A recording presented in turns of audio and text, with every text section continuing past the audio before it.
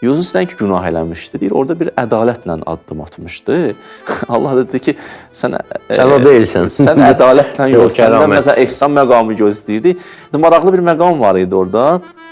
Deyir ki, Yunus neynədir ki, yazı, nə qədər izah elədi və sonra axırda gedirəm də, çıxdı, getdi.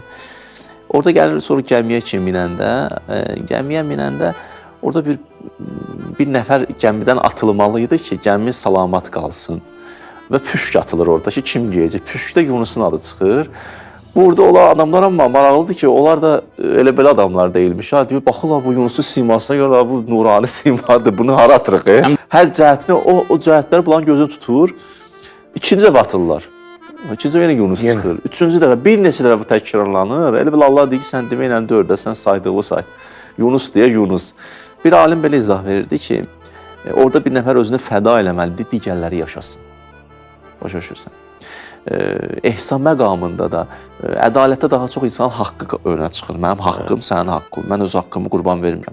Sənin haqqımı zay eləmirəm. Ehsan məqamında insan bəzi vaxtlar vəziyyətə uyğun özündən fəda eləməyi bacarır. Şəhidlər kimi. Mən keçdim, süz yaşayın. Və Allah Teala sanki Yunusa deyir ki, Yunus, sən neyniyəcəksən?